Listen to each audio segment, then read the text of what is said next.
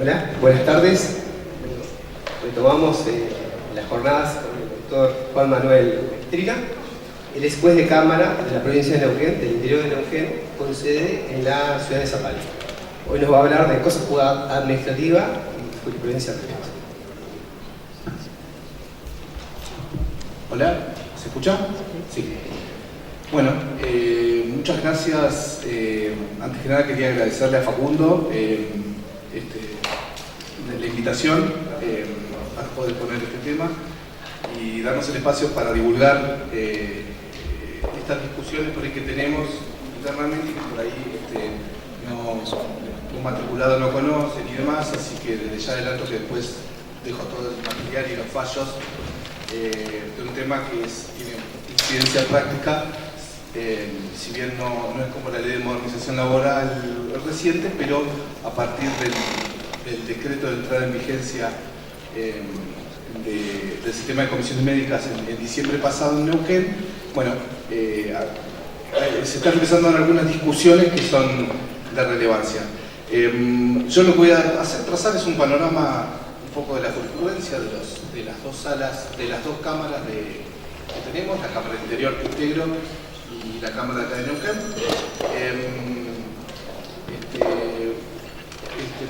Un poco con el sentido de dejar abiertas algunas inquietudes, principalmente en el entendimiento de que, desde ya adelanto, ponía una conclusión de que en estas cuestiones de política judicial, pienso yo que el Tribunal Superior de Justicia de Neuquén va a tener que dictar plenarios, doctrina legal, que organicen la cuestión, sobre todo por el volumen de trabajo que representa el sistema de riesgo del trabajo. Brevemente, una introducción, porque entiendo también que hay estudiantes de Derecho y colegas de la matrícula. La cosa juzgada administrativa. El sistema de riesgo del trabajo, desde su creación en la década del 90, había tenido algunos cuestionamientos, una serie de cuestionamientos constitucionales. Uno de ellos era el tema vinculado al acceso a la justicia, ¿sí? La ley original cercenaba el acceso a la justicia y la Corte lo había declarado inconstitucional. Por eso, cuando se modificó la ley, la última gran modificación que tuvo, que fue la ley 27348,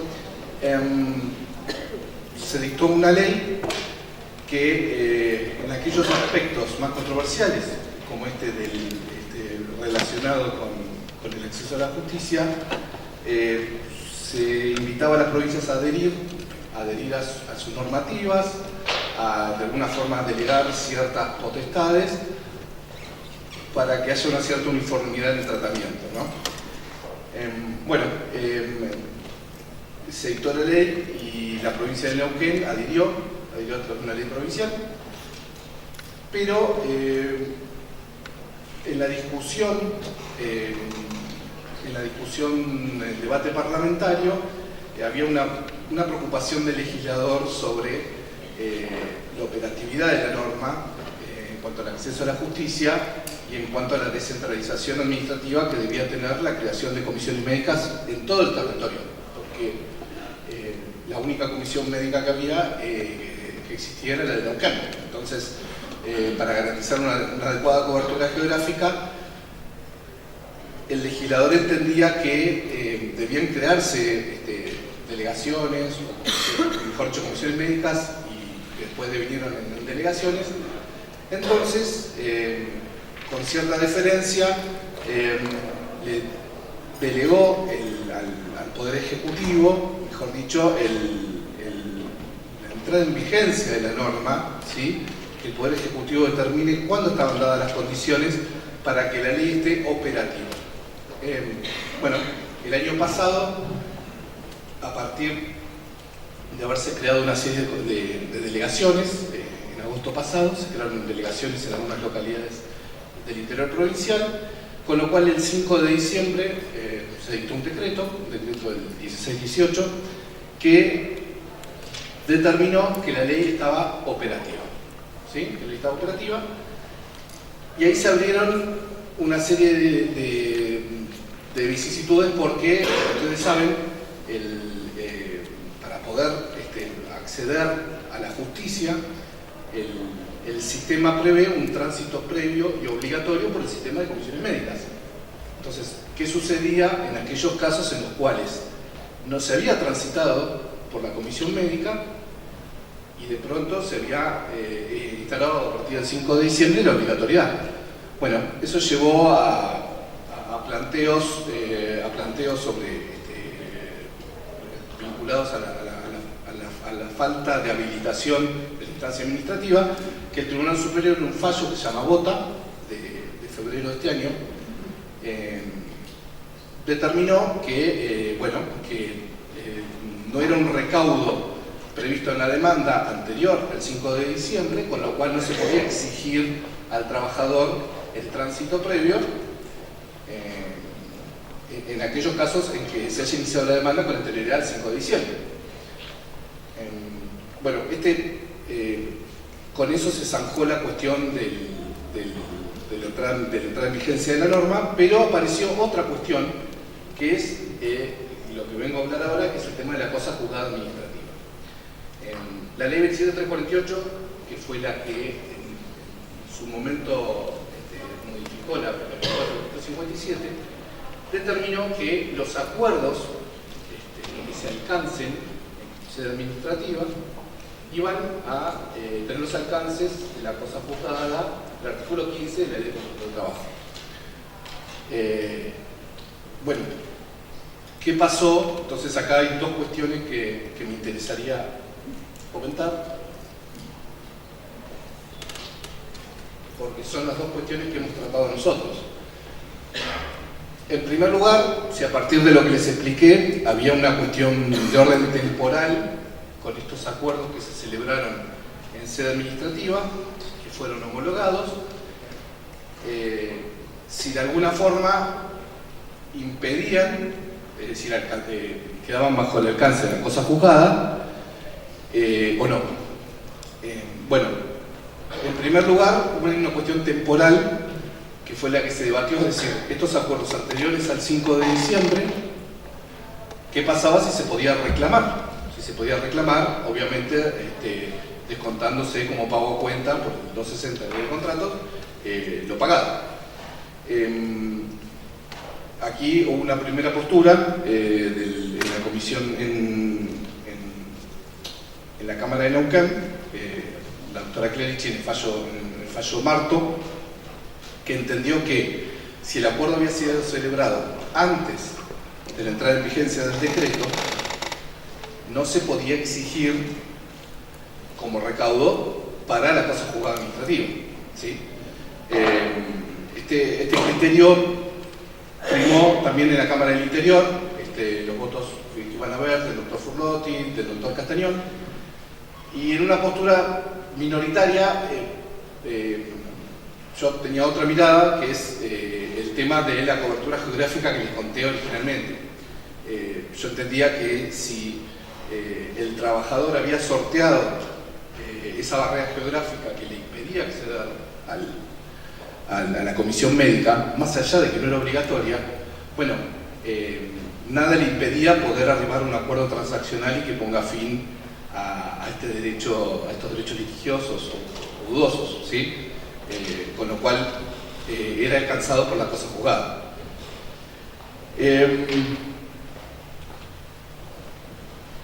La segunda cuestión que planteamos es, bueno, ¿qué sucede con estos acuerdos superada la instancia temporal? Esto es lo que un poco lo que yo les explicaba con un gráfico, es decir, a partir de la entrada en vigencia del decreto, los acuerdos anteriores, celebrados con anterioridad, no eran oponibles, es el criterio de la Sala 2 de la doctora Clerici, que no eran oponibles. Para el doctor Castañón es una cuestión más de formación del acto administrativo, es decir, que el órgano que homologado no tendría competencia,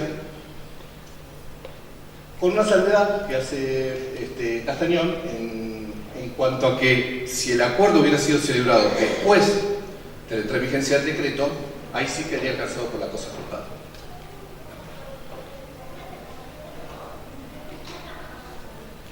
Como les decía, esta es una primera postura de orden temporal, ¿sí? Es decir, el decreto marcando un límite en cuanto a la entrada en vigencia o no de la ley para hacer valer la cosa juzgada.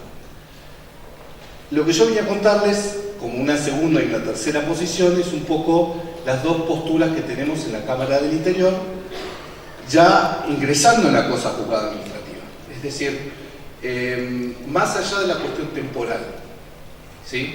Hay una primera posición, que es la posición mayoritaria, que la ha desarrollado mi colega Sala, Nancy Bielma y Pablo Furlotti, que ellos entienden que cosa juzgada es solo la cosa juzgada judicial, ¿sí? Que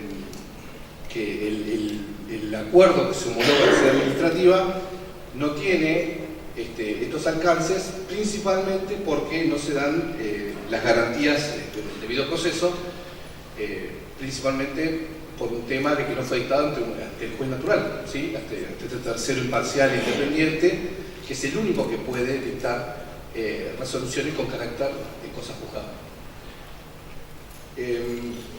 Esta ha sido la posición mayoritaria que tienen ellos dos, y un poco ahí les contaba el tema de la ausencia de operatividad de la ley de adhesión, que no se pronuncia por la cosa juzgada precisamente porque entienden de que el acuerdo no es oponible. Entonces no entran a analizar la cuestión de fondo sobre la validez del acuerdo.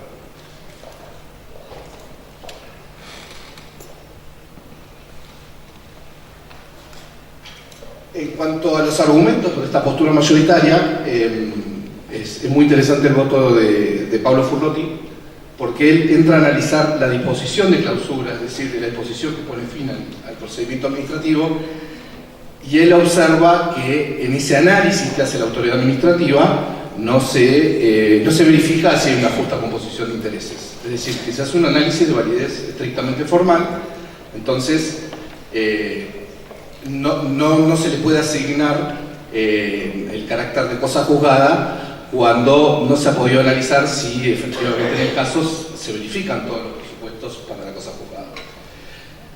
Y reforzando este criterio, un poco la doctora Bielma lo analiza desde el punto de vista del debido proceso legal, ¿sí? Ella entiende que todas las resoluciones administrativas son susceptibles de ser revisadas, inclusive los acuerdos en los que arriba el trabajador, ¿sí?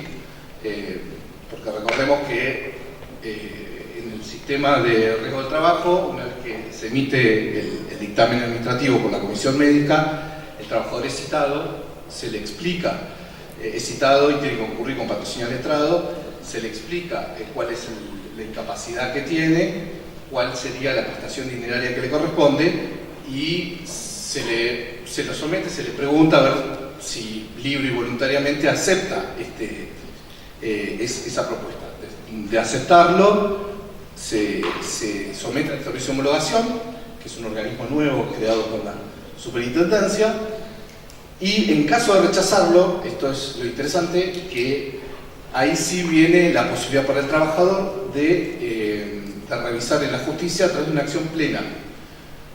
Esto creo que es algo positivo de la ley de adhesión, porque no en todas las provincias se determinó un alcance amplio en la revisión plena.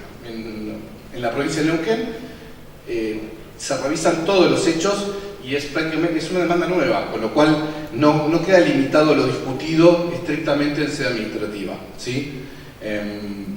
Esto lo comento con paréntesis porque, bueno, ayer cuando Vanessa Sea contaba del tema de las prestaciones en especie y la nueva entrada de vigencia del baremo, en mi humilde opinión, como recomendación, creo que los colegas litigantes van a tener que empezar a plantear reclamos de prestaciones en especie, que no se suele ver, son minoritarios generalmente en estas sanciones plenas, porque bueno, la justicia, probados los hechos, siempre se otorgan las prestaciones en especie, pero no son usualmente reclamadas.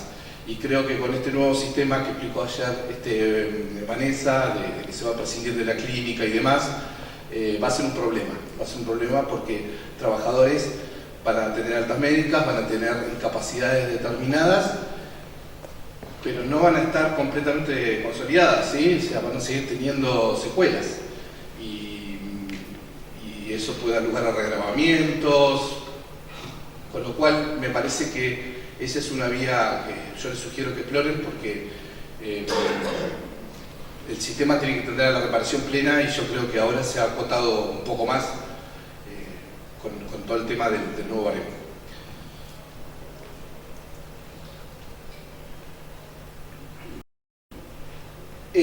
Una observación por ahí que yo hice a esta posición sobre la cosa juzgada amplia es que no, en ningún momento se declaró la inconstitucionalidad de las normas.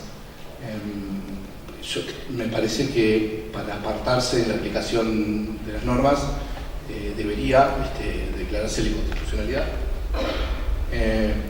Pienso que no estaba hecho porque el argumento principal era el tema de la aplicación temporal, ¿sí? Que les conté del fallo Bota.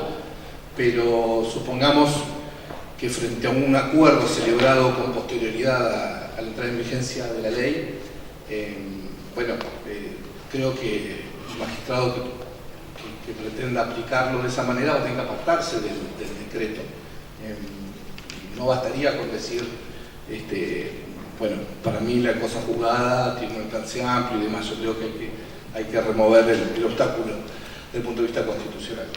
Como sí sucedió en ese precedente lescano de la Suprema Corte de la Provincia de Buenos Aires, que para intervenir la Suprema Corte, el Tribunal de Trabajo de La Plata, el número 3, había decretado la inconstitucionalidad. Y un poco en esta tercera posición, que es la que yo les quería comentar, que es el voto minoritario que tengo. Como les conté, la cuestión de la cobertura geográfica para mí era decisiva en cuanto al trabajador, del tema de remover esa barrera, y el hecho de que haya podido acceder a la comisión médica con patrocinio letrado, eso le da la garantía de tener la posibilidad de asesoramiento técnico.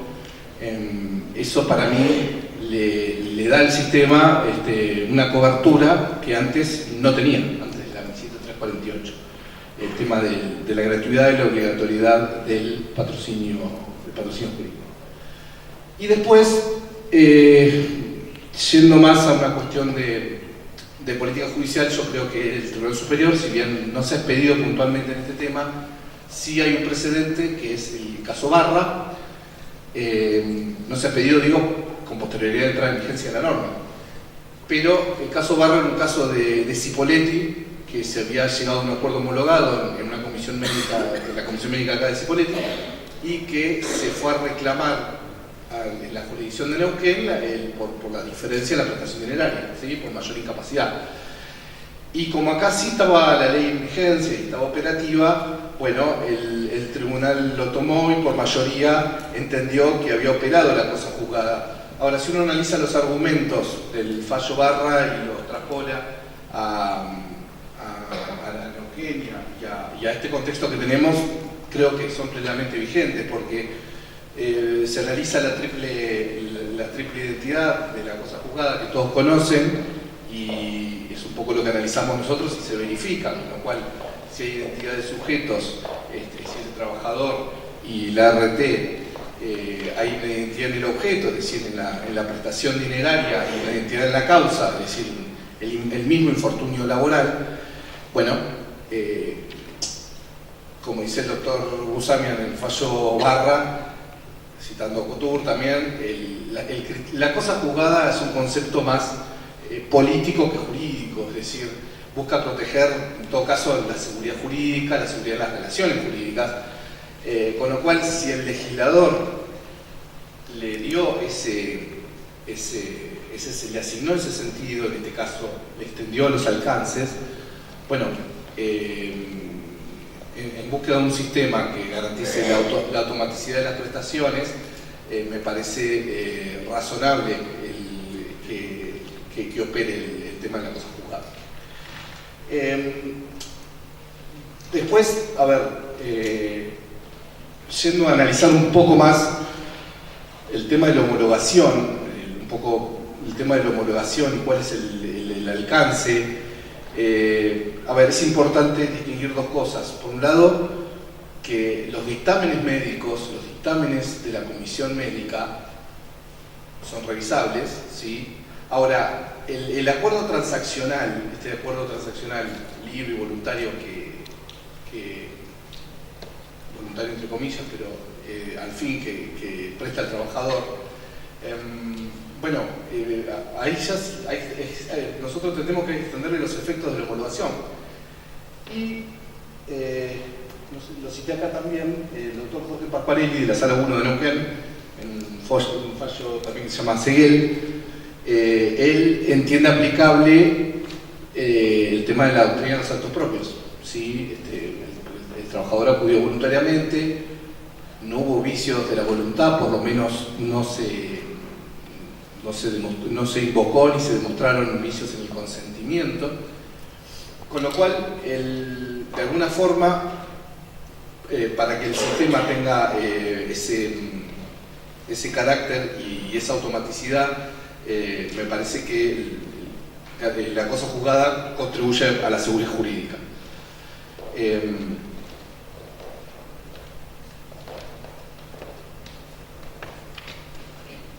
Hay algunas cuestiones que, por supuesto, estos votos no han tratado y la doctrina laboralista los conoce, que es un poco si esta opción que ejerce el trabajador, esta elección, si es libre, ¿no? Desde el punto de vista de la hiposuficiencia del trabajador, algunos la han calificado como una opción de riesgo, de hierro, como le dicen, porque, a ver, o toma la propuesta que se le formula o corre el riesgo de someterse a un litigio, un poco lo que dijo la Corte en Pogonza, ¿no? Esa deferencia hacia un tribunal administrativo, entendiendo o concediendo que los tribunales de justicia son más lentos y son más lentos, ¿no? Entonces, esta opción del trabajador ha sido criticada que sea tan libre y voluntaria como yo lo estoy planteando. Un poco para concluir, el año pasado, porque la cantidad de causas que ingresan del sistema de riesgo del trabajo en la justicia neuquina, el año pasado superaron las 3.100 causas. El tema de la obligatoriedad de la entrada en vigencia de la comisión médica generó ruido y los abogados que ejercen por parte actora habrán notado que se están retrasando notoriamente el ingreso de causas en la justicia porque el sistema no está preparado para atender de golpe ese volumen de trabajo. Con lo cual, yo no creo que vaya a alterar tanto, digamos, se va a transitar por esta instancia administrativa, pero siempre va a quedar la instancia de la justicia para, a mí no me gusta decir revisión, sino porque es una acción plena. Lo dictaminado en sede administrativa tendrá su valor probatorio, pero lo decisivo es lo que se demuestre y pruebe en sede judicial, independientemente del caudal probatorio que se haya hecho en el procedimiento administrativo. Así que siempre va a estar vigente esa garantía de poder acceder a la justicia. Sí, por supuesto, va a quedar siempre el tema de la comisión médica y este interrogante del trabajador, si la decisión que adopta en ese estado de necesidad y frente generalmente a la rapidez y la celeridad con la que se suelen celebrar esos acuerdos, bueno, si el trabajador tiene está tomando la decisión adecuada en ese momento. De todas maneras, yo entiendo que siempre los abogados que realizan parte actora y son asesorados por médicos. En ese contexto, el asesoramiento y la asistencia del médico es decisiva porque, con esto no me quiero extender, pero ustedes saben que también ha pasado en la justicia donde se rechaza por ahí un ofrecimiento, una determinación de incapacidad, pero cuando acuden en la justicia la incapacidad es menor, son los menos los casos, pero ha sucedido también, con lo cual esa decisión y ese asesoramiento técnico en el momento adecuado es importante.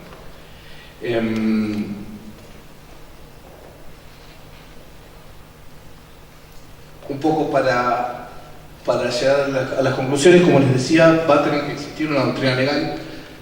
Me parece que en la provincia de Río Negro el Superior Tribunal suele definir muchas más cuestiones que después son más fáciles de aplicar como doctrina legal. En Neuquén hay menos,